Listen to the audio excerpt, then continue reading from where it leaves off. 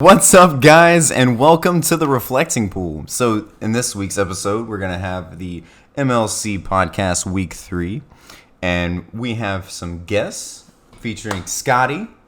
Hello. We also have Kai. Yo. And my boy, LJ. I'm the GOAT. At me. I want LJ is all goated. the smoke. Everybody sucks. All y'all suck. And when I go 3-0, just wait till next week's episode. You don't even know. LJ, I gotta be honest with you, this is a bit overly masculine even Never. for you right There's now. no such thing, Scotty. What is... No such thing. Okay. Well, just to kind of go ahead and start us off here real quick, do you guys have any plugs you want to go ahead and do? Who am I plugging? Hi, I'm Scoots. I'll go first so it's not moments of awkward silence. I'm from the Mind Sculptors, and another project called Who Brewed This that I need to finish editing. And that is about it for me. What about you, Kai? Hello. My name is Kai. I do stream stuff with the Spellseekers. Our Twitter is the Seeker CDH, and we do lots of memes and, terrorize the CDH community. Yeah. And we just stream on YouTube and, all that fun stuff. So we're going to have all of you guys' links down in the description along with our link tree for the Reflecting Pool, so you guys can enjoy all of these wonderful people we have with us and our own content, and then pretty much just to kind of get us back on track, boys, like how do you guys feel about the MLC so far? I mean, being a few weeks in, kind of what's your take on it? It is a great event, and I'm very happy Callahan and the My Sculptors and the RCDH Reddit hosted this event. It's a amazing, stout, wonderful event. Like one of the better events I've been to in a long time.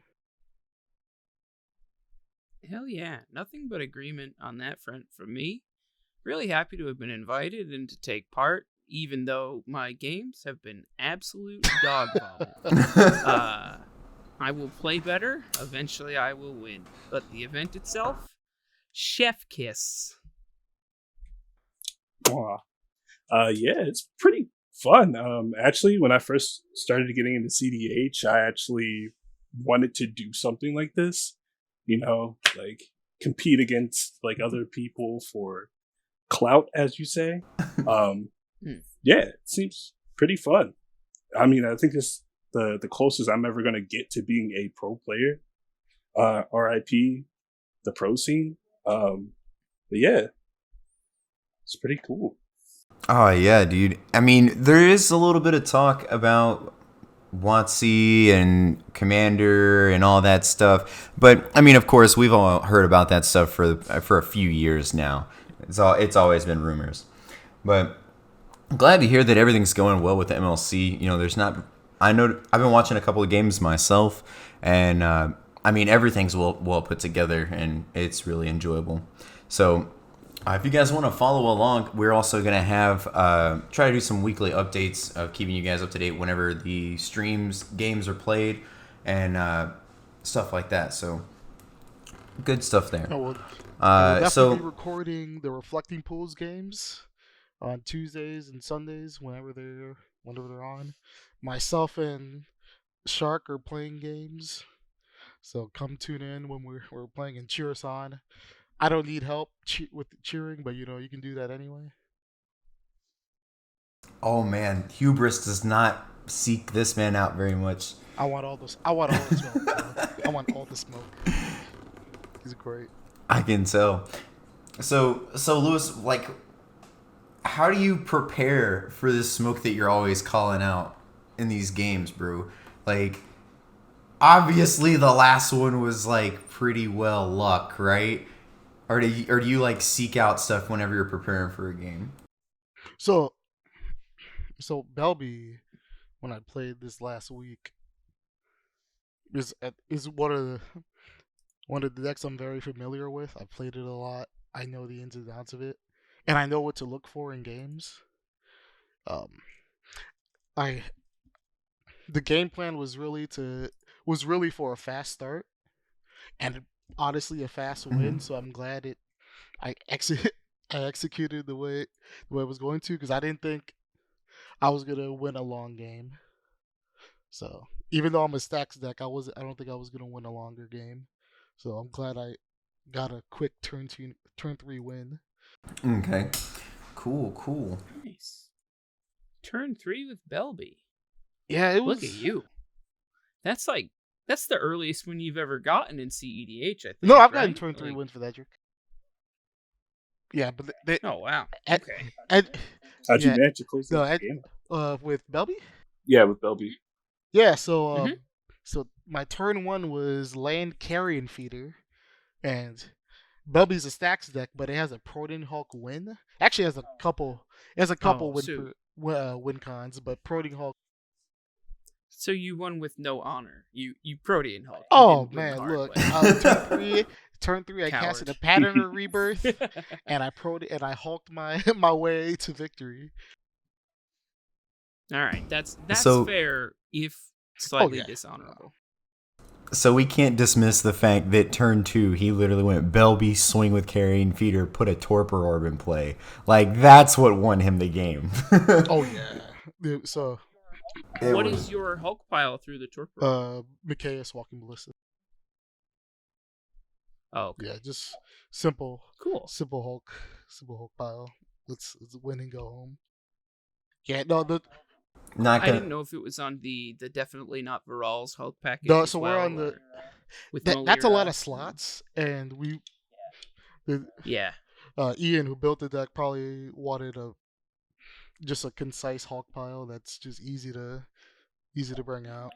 Yeah, Ian likes to streamline things, so Mikaeus Ballista works pretty well in Golgari, I gotta say. Yeah. No, and the Turbo Orb that cool. Chigobi talked about was clutch too, because that's like the one stacks piece I wanted to see that hand, it was amazing. I was like, yes, thank you, because So we had Deke on Rograk Timna, Turbonaz, and then Imok was on Arumi Spellseeker. Okay. So you shut off the Spellseeker and the Dockside with your Torpor Orb. Then that's pretty good. Yeah, and the evolution deck, it was pretty good. Yeah, that's pretty good. Yeah, it's a good Torpor Orb. Yeah, it was a really solid Torpor Orb. And they were all pretty set up to win that turn cycle. So I don't think I was gonna see a turn 4 if I didn't have those things. That's it. Now, did you pull the classic LJ mull for exactly the stacks piece you want maneuver? It was my first 7, so yes. Wow, that is fortuitous. Because I've had you mull to a null rod against me before. Yes. So, I didn't know if you did the same thing this time. Man. So the problem with Belby is it doesn't mull very well. It's not it needs all the cards. In its hand. So. And you don't want to draw your Hulk pieces by accident. Exactly. Yeah, no, I've goldfish and played many games where I've drawn the body snatcher. That's the worst draw. I'm please, why did I draw body snatcher? This time I didn't have to worry about a body snatcher because the carrion feeder was already on the battlefield. So. Heck yeah. Awesome. Well, I mean, Scotty. So Jesus. So Scotty, I mean, you've been having some pretty good games as well. Let's talk a little bit about your last game that you had. What were you playing, and who were you playing against? I was playing Giganta Turbonaz, which is just a 5-color kind of ad nauseum storm deck. And I was playing against Spleenface, Squirrel Mob, and God, please don't be mad at me. It's not that you were forgettable, it's just that I don't remember anything. Who was my last opponent? Anyhow, don't judge me. But I was playing against at least Spleenface and Squirrel Mob, plus one other person. Braden. That's who it was. Braden. Gosh. Braden was on Oaken Zender Split. I remember that much. Spleenface was on Calamax, and Squirrel Mob was on Hullins. So playing Turbo Naws into that pod was not the strongest play that I could have done, but we don't know deck selection until everybody knows deck selection, so. Yeah. But yeah. I mean, in theory, you on the play with Giganta. Well, that's what I was Nas. thinking, right? I was thinking me on the play with Giganta Nas would probably go pretty well, and I did keep a pretty decent hand. I had turn 2 plays, I had turn 1 plays, but what ended up happening was that a Dryneth Magistrate came down, and the breach line that I was working towards was no longer good, so I ended up keeping an Ad Nauseam in my opening 7, and I just kind of developed my board until I could get an Ad Nauseam off, and I had enough protection to resolve it, with the Dryneth Magistrate still in play, unfortunately. And I think I flipped into Brain Freeze and LED, and I had Breach in hand, and I flipped into a lot of colorless mana and only one source of colored mana. So I was kind of able, I could have theoretically. I was struggling to find the line when I got my Adnos off. And I might have been there, but I might have also not been. So I was at 7 life, and I thought that I could theoretically see a couple more cards. I did the math with the counting of cards in hand and yard, and then basically guessed that there must be 55 cards left in my library, which gave me a 1.8 repeating % chance of hitting Peer into the Abyss to kill myself. And I hit Peer into the Abyss to kill myself on the next card I flipped. So that's rough. Yeah, and I had rituals. The next card passed, I think, was Dark Ritual, which would have been enough. But yeah, unfortunately, I went out in a blaze of glory. And that game, I think, was a rather mid-range affair after that. I believe Spleenface came away with the win, but yeah, it was a good game. I think I played as well as I could. Yeah, definitely can't say that you didn't die not going for it, Well, right. Yeah, if you're not trying to win the game, what are you actually doing? Yeah, what are we doing if we're not going for it? Exactly. This was some bad Nazes, these games. Someone mentioned in the game chat that I joined after I killed myself to Nas that I think there's been 7 ad nauseums in the MLC so far, including mine, and none of them have won the game. Yeah, I know my week 1 game, Ken Nased, and the first card he flipped was Period to the Abyss. And it was a Nas from 27, and he was staring down Kenrith, Edric, and a Sarah's Ascendant. I was this is gonna be a bad day for you, bro. There have been some very bad ad nauses, and it happens. So for what I'm deducing is let people ad nause in the MLC. So far, in fact, one of the funniest moments that happened in my game, and I watched it back to try and get the clip of this, is that Spleenface, I'm pretty sure, had interaction for the Nas. He crop rotted into a Cephalid Coliseum with Threshold to cut me off of all out Oracle lines, but I'm pretty sure he had another piece of interaction. And he said to himself, he said out loud, do I do this, or do I just hope that you whiff the Nas?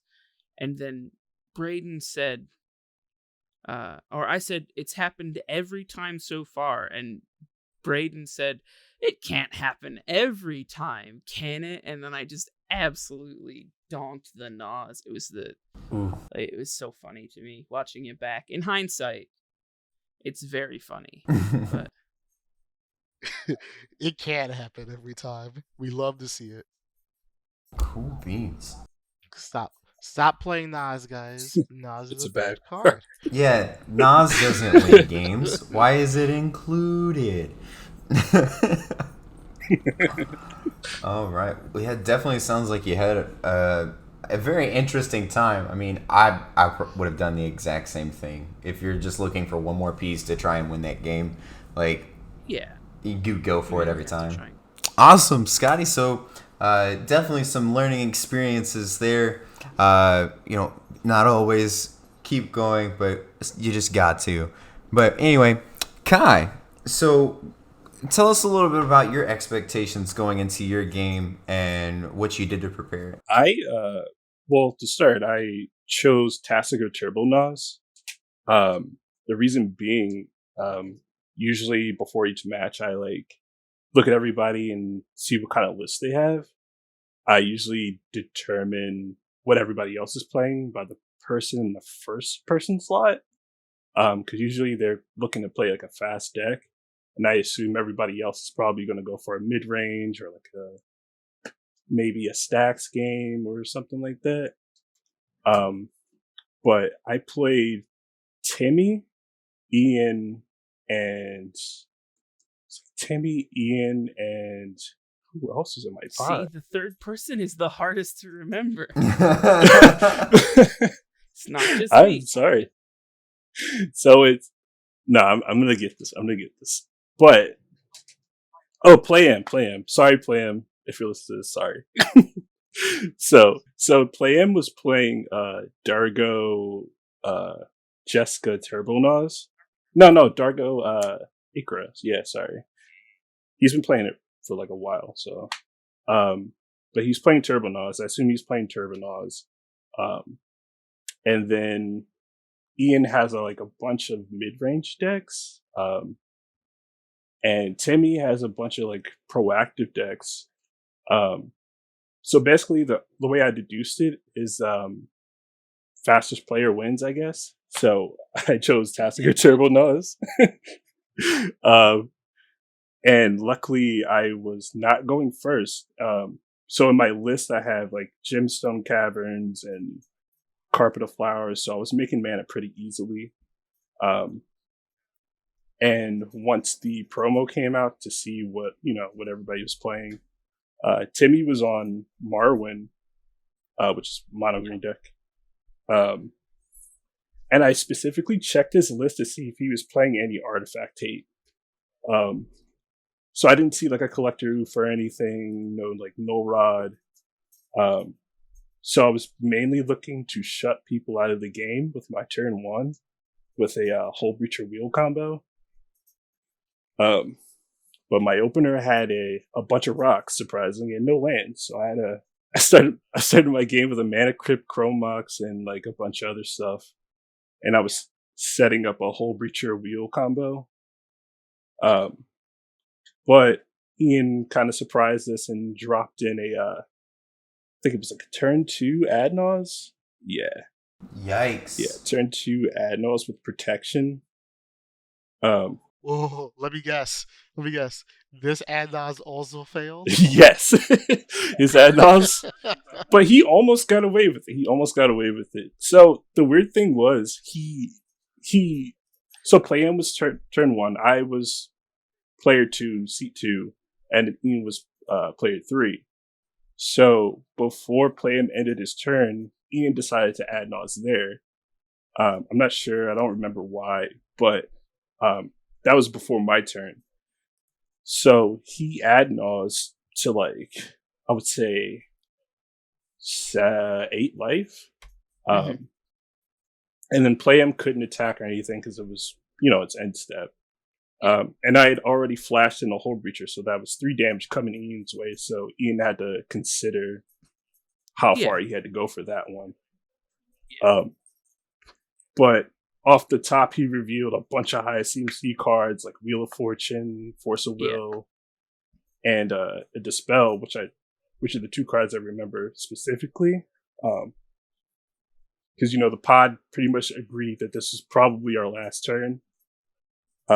So I swung with the Hull Breacher to get him a little lower. And since he Yeah. revealed a Dispel and a Force of Will, I was trying to force the Force of Will to get him a little lower. But he already had Interaction in his hand, and it was a Swan Song that was hidden. Yeah. It wasn't any known information or anything. But since his Nas was completely dog shit, he had the Vampiric Tutor on his upkeep, which eventually put him to 2 life. And eventually, he actually didn't notice that there was a Deathrite Shaman on the board. So he Vampiric Tutored at 4 life and then brought him to 2. And then Timmy was like, hey, I'm going to untap your Deathrite Shaman with my Curing Ranger. And oh, baby. Boom, GG Ian. And that's classic Timmy with that Wile E. Coyote stuff. Yeah. Like, yeah. That was actually my first time playing with Ian and Timmy. yeah, So they're both yeah. good players. That's a hard line to see. So yeah, yeah, Yeah, and definitely something that I could expect from Timmy as well. Yeah, Man's always on top of that board state, man. He knows everything that's going on. Very comical too. He's a good dude until he's calling you Priscilla and making fun of your small hands, like calling it Mr. Penis 25 times in a night. Like once you get there, you're like, okay, Tim, I still love you, but you gotta. You can't say Mr. Penis anymore. Yeah, that's enough. I've known Tim for years. He was like the first person I ever played CEDH with. So, yeah, we go back to like casual Magic days. It's probably been like 5 years, I think, something like that. Basically, since I started playing Commander, met him on Play EDH back in the those Halcyon days. Yeah, who ended up winning that game? Actually, Timmy won. Yeah, Marwin snuck it under the radar on you guys, huh? Yeah, he tried to drop in he did. He dropped in a Survival of the Fittest, and as Tassiger fashion, I had to counter that. Unfortunately, it was a Spell Pierce, and he had enough mana for it. So that eventually won him the game. Oof.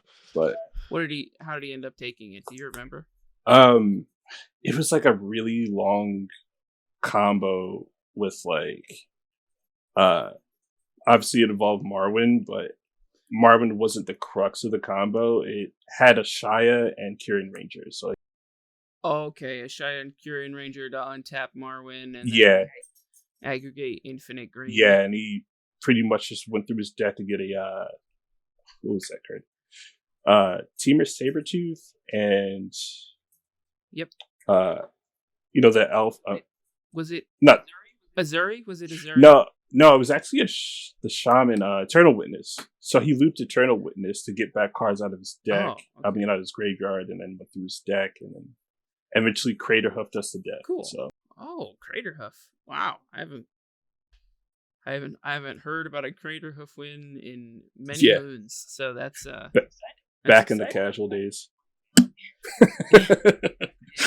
Yeah. I mean, like, I remember playing mono green elves. Yeah, in like 2017, 2018, and Craterhoofing people. But like, welcome back to 2012. Oh, wow. Yeah.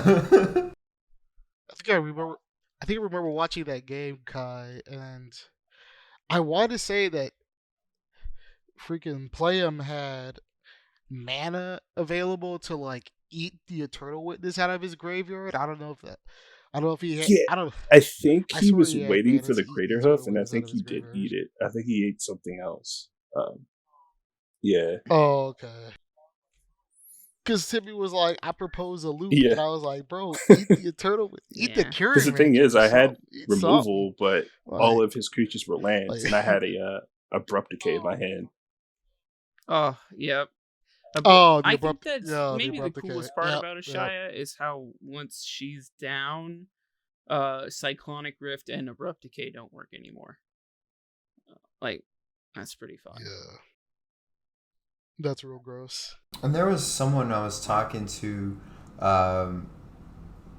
Oh yeah, it was Timmy. So I was actually talking with Timmy, about it before the game actually, and I was like, so like, what's the difference between Sylvala Brostorm and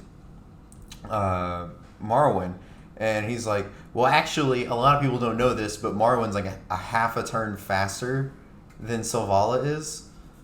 So yep, because you don't have to expend mana to activate Marwyn, but you do to activate Sylvala. So it's like a half a turn faster in that regard.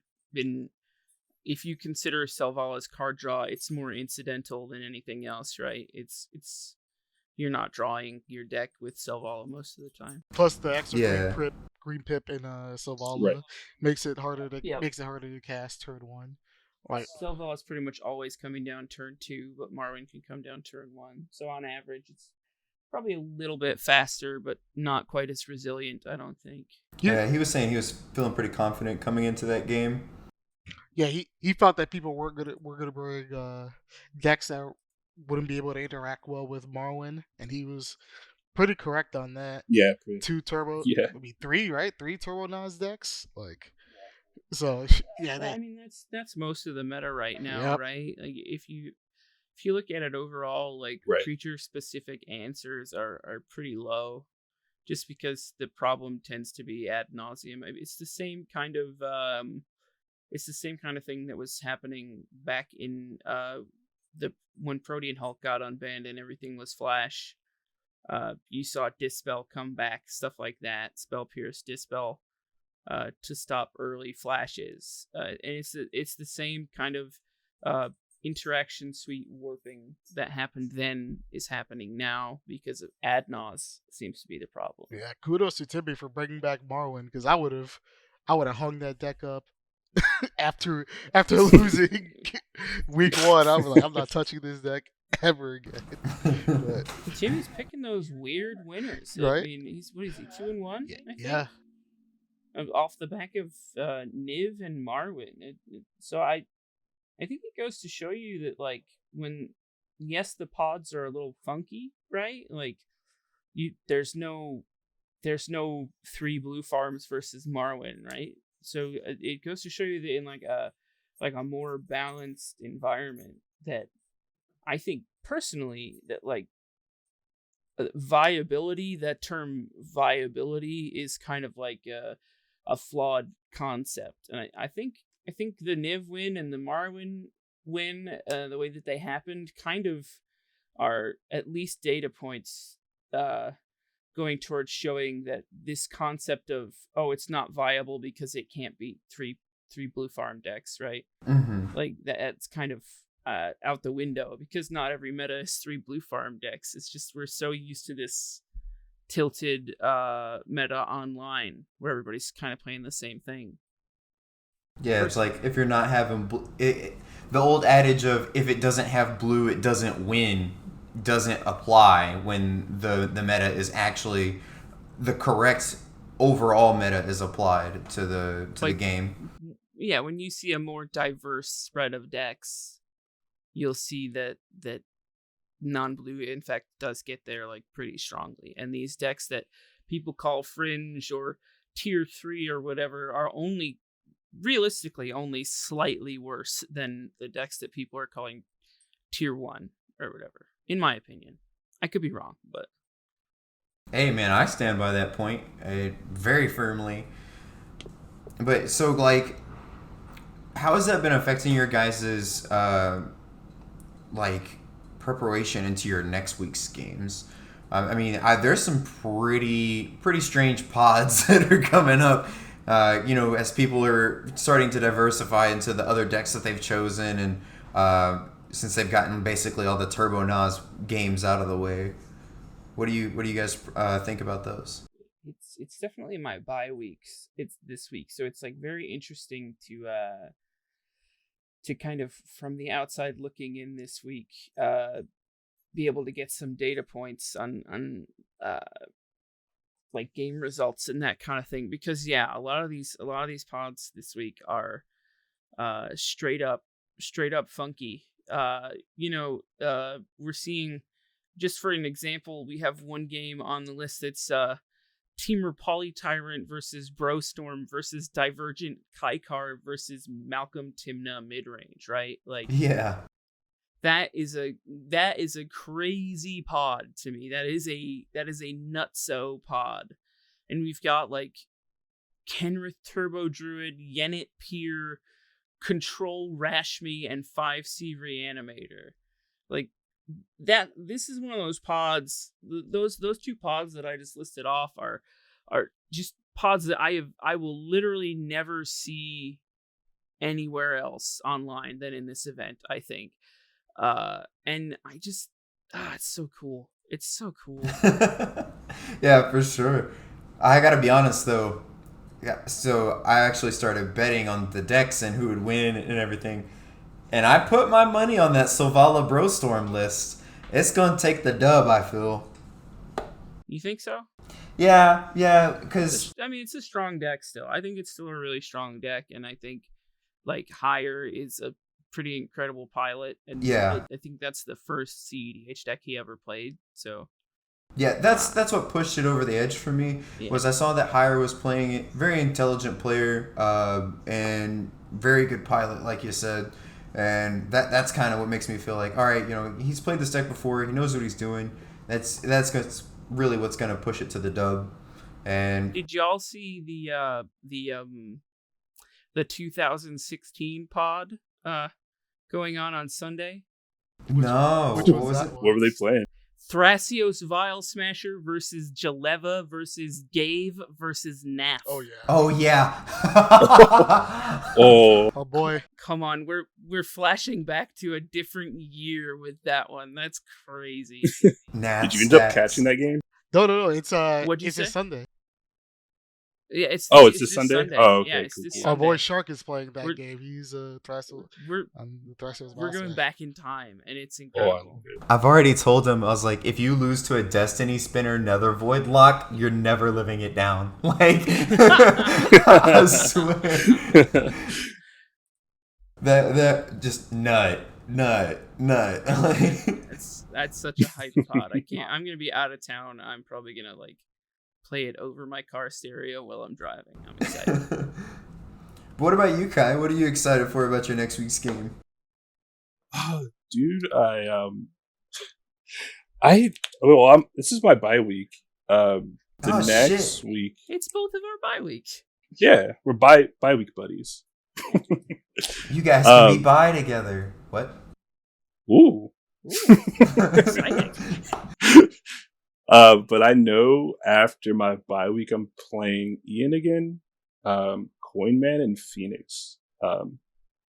I think I'm definitely going to bring Blue Farm to that pod. Yeah, that's a heavy. That's a heavy hitter pod. You might want to bring. You probably do need to bring a strong deck like Blue Farm. That pod is going to be bonkers. What? Phoenix, Ian, Coinman? Oh my goodness. It's going to be a grinder, and I need to play my best control game that I can. So, pretty sure that's the deck I need to bring. I was saving...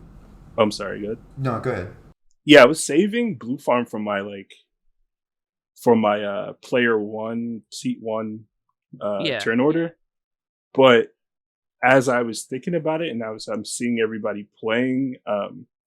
I don't think that's necessarily true, because maybe I should probably start turn one maybe with a stacks deck. Yeah. Instead. But there's been a huge tempo advantage going. I think we look at the CEDH metagame project and then the results from this league, and when a stacks deck is going first, that tempo advantage there has been markedly very significant. It's been amazing in these games. Even LJ dropping that torpor turn 2, turn 1. Turn 2, yeah. Yeah, that's really good. Which seat order were you at, LJ? Yeah, I was on the play. On the play, yeah. Yeah, that's pretty good. Yeah, that's strong. What stacks deck did you take, Kai? I took Timna Kodama, but I have an Abzan Razakath deck. It was originally a stack, but I had to create a new list because it was outdated. Yeah. But it was a Razakath deck, and I had to keep that spirit of the deck. So what I did was remove most of the stacks pieces that didn't hit creatures. Okay. So mainly it's just a hate out the non-creature spells deck and just play creatures from then on. Combo out with that. I dig it. So that's cool. We'll see how that goes. That's my least favorite deck right now. So is that Yannick Nakara, right? Yeah. I was eyeing that deck for for about a few weeks because I knew nobody was going to take it. Like, who wants that? Come on. Like, there are people who specifically avoided that because it said, it was, what is it, Timna Silas, I think, on the DB, or Timna Sidar on the DB, but it turned out to actually be Yannick Nakara. Like, I think, I remember during the draft that was a thing. Yeah, that's insane. Awesome. But I think I'll be pretty good in my next pod. I hope. I just hope I don't lose turn 2, turn 1. Not to probably not to a Hulk, I hope. Yeah. You know, honestly, if I had my way, LJ would never win another game in this event. No, I'm kidding. All right, when he takes this loss, it's gonna be humbling. Yeah, I'm not gonna. I'm just saying he's been talking so much smack. I'm not taking a loss though. I'm not taking this. At least I'm not taking this this week. I'm not taking a loss though. I'm winning this week. I am.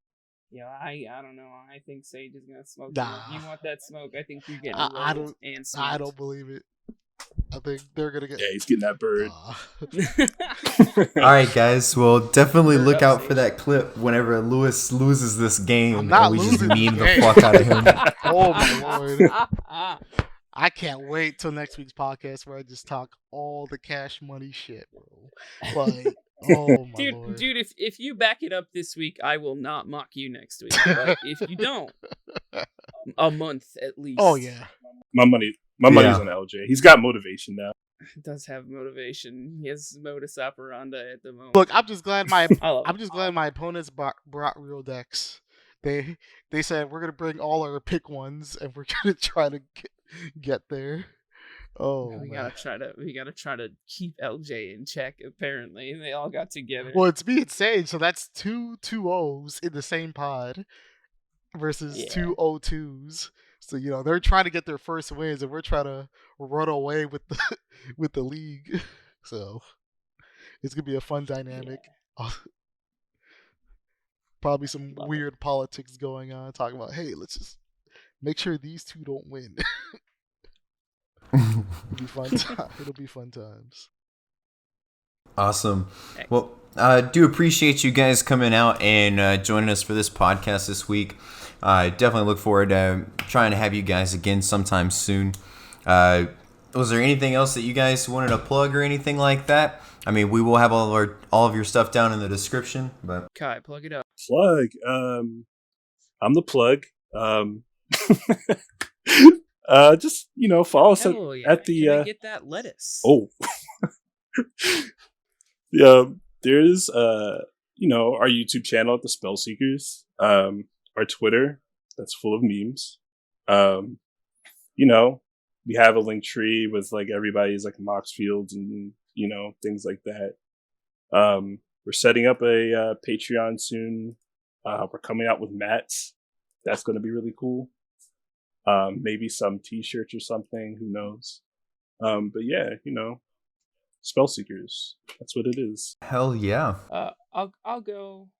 Hello everybody. I'm still Scoots. I have been Scoots. I'm a member of the Mind Sculptors. I am losing almost every game of the MLC this year. I assume that I will continue to do that, but I thank you so much for your support. It's Scoots with 8 O's on Twitter. Thank you. Follow his Twitter. It's spicy. It's not spicy right now, but it will be spicy again at some point. I promise. Yeah, there's been so many times where I was just scrolling through Twitter and I saw Scoots posted something. I'm like, here we go. But great. Once again, thanks so much for you guys coming out and joining us. We're going to have all of our stuff down in the description, all of our link tree and everything. But y'all take it easy, and thanks for joining us.